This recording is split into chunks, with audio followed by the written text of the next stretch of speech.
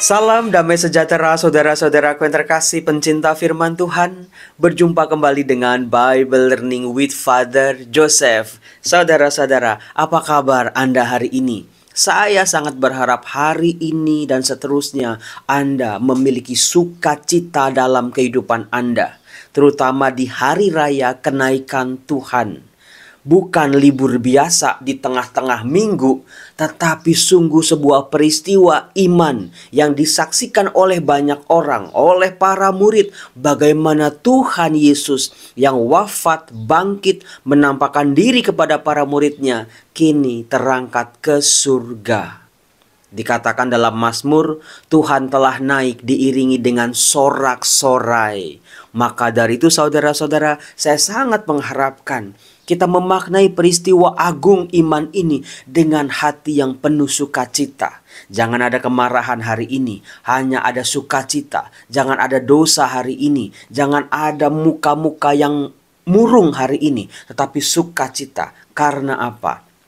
Allah yang berinkarnasi menjadi putra dalam diri Yesus Kristus setelah mempersiapkan para muridnya, memperkenalkan jalan-jalan Allah, mengajarkan tentang jalan kasih, kedamaian, mengajarkan tentang bagaimana bertakwa dengan sepenuh hati kepada Allah, bukan yang pura-pura, bukan yang hanya demi hukum, bukan dengan sifat munafik, tetapi betul-betul memiliki relasi manusia dengan Allah yang terputus karena dosa, didamaikan oleh Allah melalui Yesus Kristus, dan bersama Yesus Kristus kita didamaikan dan bisa menemukan jalan pulang, tempat Allah asal kehidupan kita dan juga akhir dari semua perjalanan hidup kita.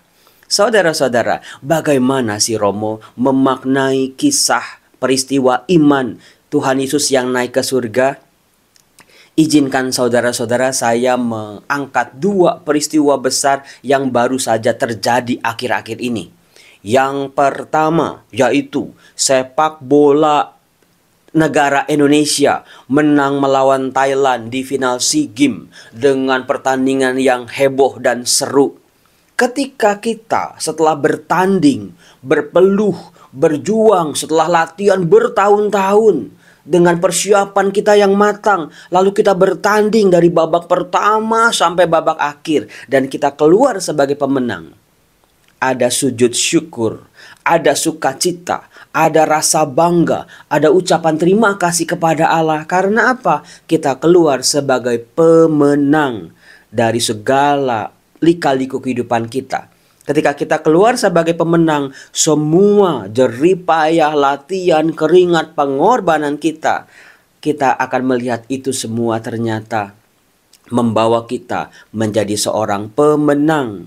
Nah, saudara-saudaraku yang terkasih, kalau bagi kita yang saat ini di dunia ini, Romo saya sakit, Romo saya lagi harus berjuang dengan ekonomi saya, Romo saya berjuang dengan keutuhan rumah tangga saya, Romo saya lagi berkutat sama jodoh, Romo yang gak ketemu-ketemu, Romo saya lagi pusing sama masalah anak-anak, sama masalah di pekerjaan. Segala lika-liku perjuangan kita, air mata kita, tetesan keringat, bahkan cucuran darah sekalipun dalam perjuangan hidup, semua akan bermakna ketika nanti dalam tujuan akhir hidup kita boleh bangga karena kita keluar sebagai pemenang iman kita. Karena hidup kita ternyata kita lalui dengan penuh kesetiaan. Hidup kan bukan soal berhasil atau gagal, bukan cuma naik atau di bawah. Itu adalah dinamika kehidupan yang selalu ada. Kadang kita kecewa, kadang kita ketawa, kadang kita happy, kadang kita murung, kadang mood kita baik, kadang mood kita kagak. Itu adalah lika-liku kehidupan. Tapi bagaimana cara kita menyikapi itu semua? Dalam kesetiaan iman kita pada Tuhan. Itu kriteria kita sebagai pemenang. Maka berbahagialah mereka yang mengakhiri kehidupan di dunia ini sebagai pemenang iman.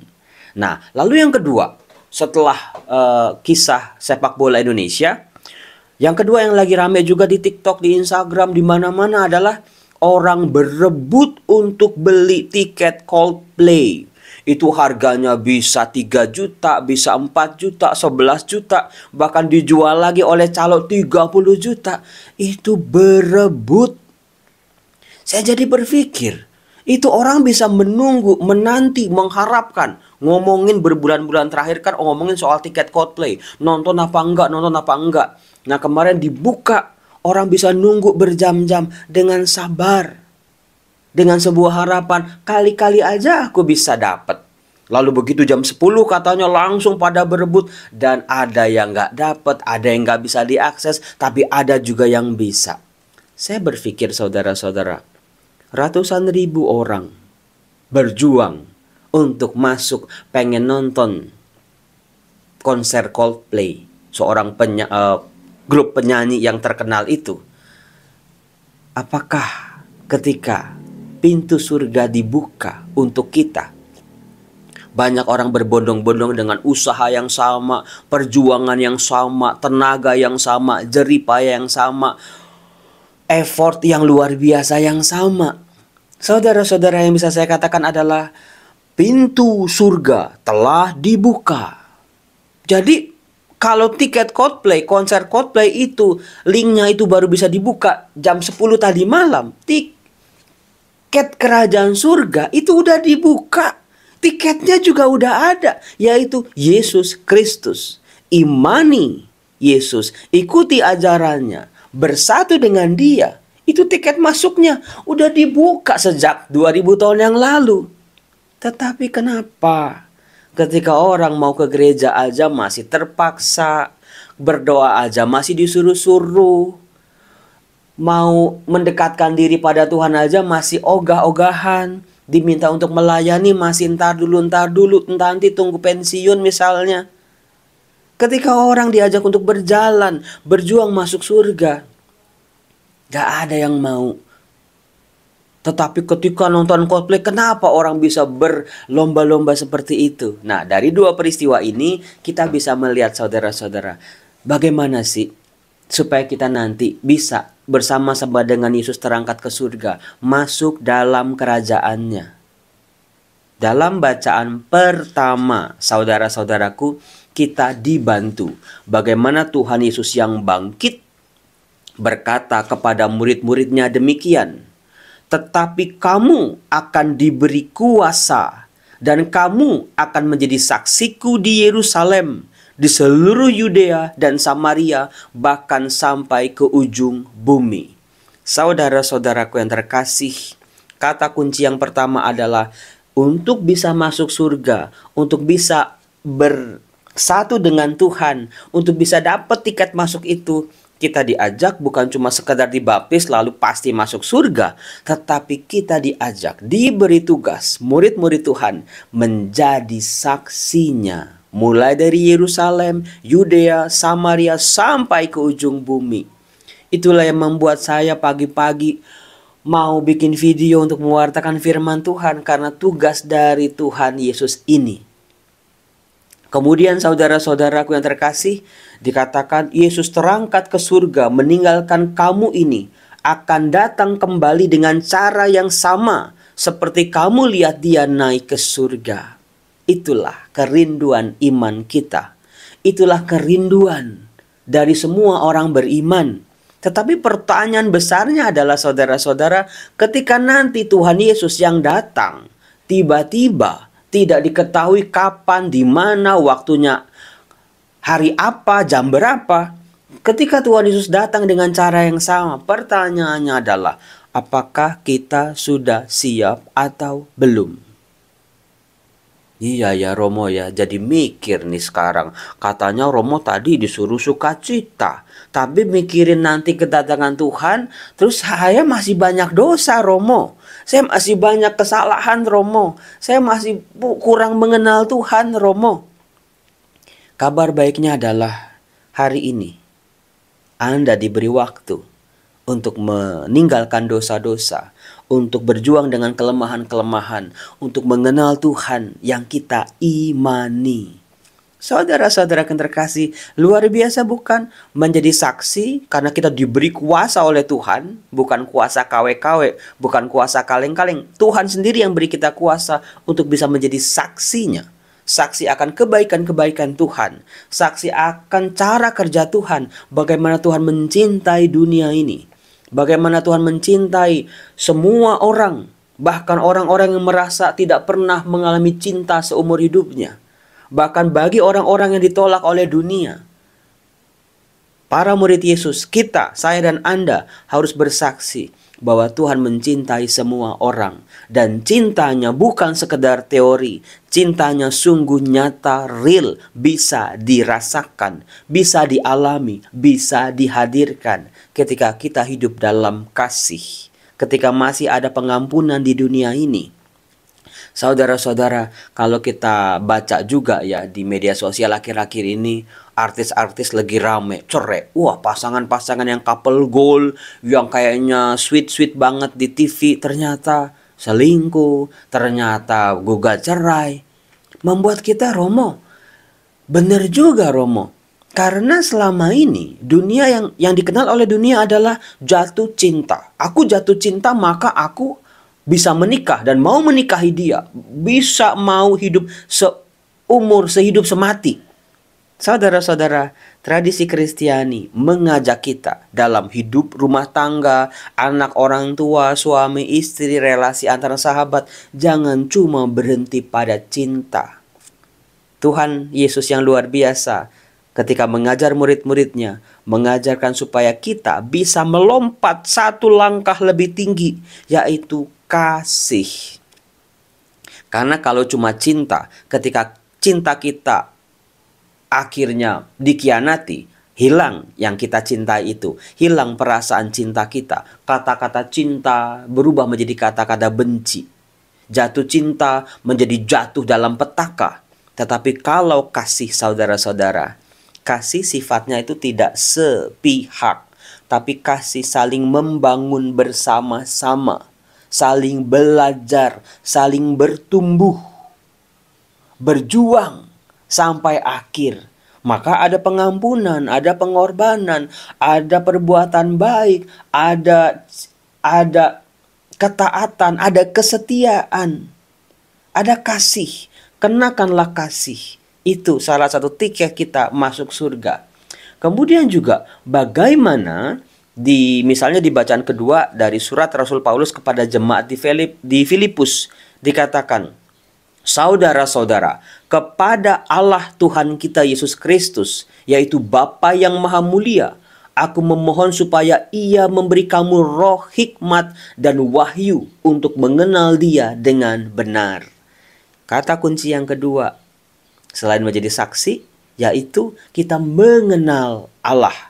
Kita manusia yang fana ini gak mungkin mengenal Allah yang maha kuasa, maha besar. Karena kita sangat berbeda dengan Allah.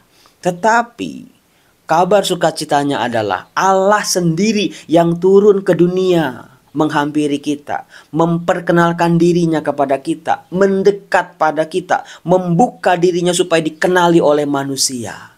Maka kita memohon pada Allah supaya kita diberi hikmat untuk bisa mengenal Allah. Allah yang datang mendekat pada kita, rahmat itu bekerja supaya kita juga bisa datang kepada Allah, sehingga kita bisa saling mengenal. Saudara-saudara, jangan sampai ketika Anda nanti sudah di ICU, udah ngik gitu, Anda kenal Yesus aja juga nggak dalam-dalam banget. Beriman Anda pun ya hari Minggu doang. Saudara-saudara, kabar gembiranya hari ini, Anda masih diberi waktu dan kesempatan untuk mengenal Dia. Nah, saudara-saudaraku yang terkasih, hal yang ketiga, ternyata Tuhan Yesus yang bangkit berfirman kepada para muridnya, karena itu pergilah, jadikanlah semua bangsa muridku, dan baptislah mereka dalam nama Bapa dan Anak dan Roh Kudus, dan ajarlah mereka melakukan segala sesuatu yang telah kuperintahkan kepadamu. Dan ketahuilah, aku menyertai kamu senantiasa sampai akhir zaman. Jadi bukan cuma kita yang menanti-nantikan kedatangan Tuhan, tetapi penyertaan Tuhan bersama kita. Tuhan ketika naik ke surga bukan artinya Tuhan menjauh dari kita, tetapi dari surga Tuhan bisa menyertai seluruh umatnya, termasuk saya dan juga termasuk Anda.